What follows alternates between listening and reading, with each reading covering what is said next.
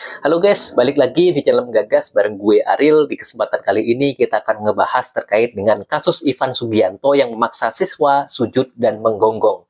Simak videonya sampai tuntas agar tidak salah dalam mengambil kesimpulan. Ivan Sugianto, pengusaha asal Surabaya, Jawa Timur, jadi pembicaraan luas di masyarakat dan netizen di media sosial setelah memaksa siswa di sekolah SMA swasta di SMA Gloria 2 Surabaya yang berinisial EV menggonggong seperti anjing dan sujud kepadanya. Ivan disebut tidak terima anaknya yakni EL yang bersekolah di SMA Citahati Surabaya diejek EN saat bertanding basket di sebuah mal di Surabaya. Saat itu, Ivan meminta EN untuk meminta maaf dengan cara bersujud hingga menggonggong. Sejumlah guru, security, bahkan Babin Kamtibnas setempat berusaha untuk menengahi perkara tersebut.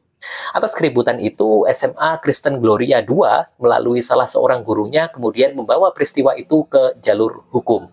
Kini, Ivan Sugianto ditetapkan sebagai tersangka oleh Polrestabes Surabaya setelah dia ditangkap oleh tim polisi di Bandara Juanda, Surabaya, sepulang pengusaha itu dari Jakarta. Beberapa pihak juga menilai bahwa orang yang menggunakan masker yang ditangkap di bandara bukanlah Ivan yang asli.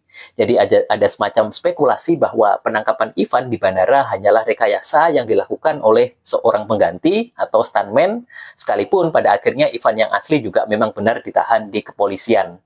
Lantas, apa saja jerat hukum yang menanti Ivan dalam kasus ini?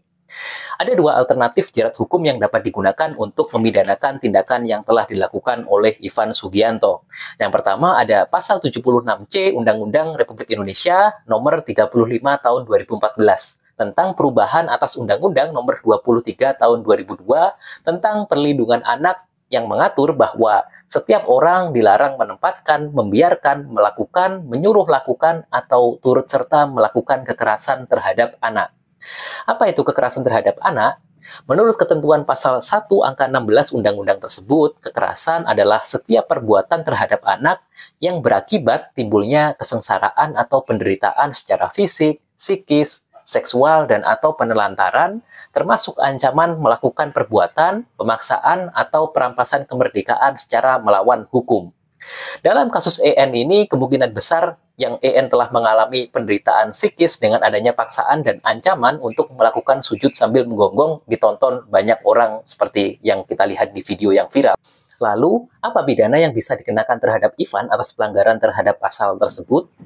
Menurut ketentuan pasal 80 ayat 1 Undang-Undang yang sama, disebutkan bahwa setiap orang yang melanggar ketentuan sebagaimana dimaksud dalam pasal 76C dipidana dengan pidana penjara paling lama 3 tahun 6 bulan dan atau denda paling banyak 72 juta rupiah.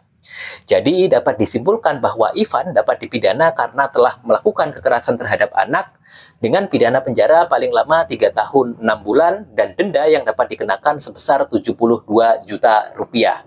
Selain ketentuan pasal 76C junto pasal 80 ayat 1 Undang-Undang nomor 35 tahun 2014, Ivan juga bisa dijerat dengan pidana pasal 335 KUHP atau Kitab Undang-Undang Hukum Pidana.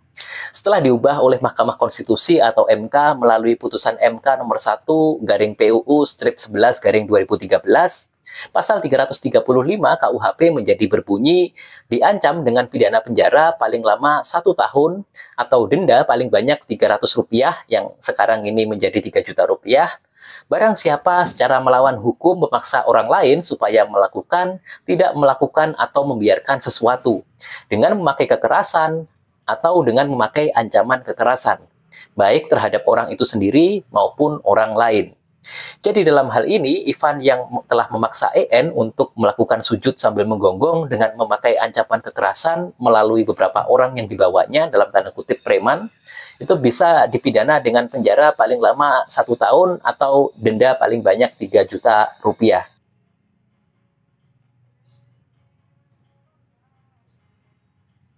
Dari kasus ini, para netizen yakin kalau Ivan selain punya banyak uang, dia juga berani bertindak arogan gini ya karena dia punya backing orang berseragam. Meskipun terdapat klarifikasi dari instansi-instansi yang dimaksud, namun masyarakat tentunya sudah dapat menyimpulkan bagaimana kedekatan Ivan dengan orang-orang berseragam tentunya menjadi faktor yang menjadi tidak bisa dipisahkan dengan keberaniannya dalam bertindak arogan seperti itu. Kasus ini membuka mata kita bagaimana uang, kekuasaan, dan juga backingan membuat orang sedemikian arogan dan merasa bebas melakukan apapun. Rasanya juga sudah menjadi rahasia umum bahwa backingan dari oknum berseragam itu menjadi momok dalam kehidupan bermasyarakat. Pada tahun 2022, Menko Polhukam Mahfud MD mengungkapkan banyak aparat yang membackingi berbagai praktik ilegal, baik itu mafia tambang maupun mafia tanah. Sementara itu, pengamat kepolisian dari Institute for Security and Strategic Studies, Bambang Rukminto, pada 11 November 2024 juga mengatakan bahwa aparat level menengah dan ke atas berperan sebagai backing atau pelindung judi online. Bagi dia, hal inilah yang menjadi alasan mengapa judol atau judi online sulit diberantas di kalangan internal instansi aparat penegak hukum. Jadi, pada intinya, banyak masalah yang berakar dari adanya fenomena backing-membacking ini. Well, gimana pendapat kalian? Apa penyebab fenomena arogansi seperti ini terjadi di era sekarang yang sudah modern? Dan apakah mungkin juga fenomena backing-membacking ini bisa dihilangkan dari negeri ini? Tulis pendapat kalian di kolom komentar. Jangan lupa like, comment, and subscribe dengan menggagas kita semakin cerdas. See you!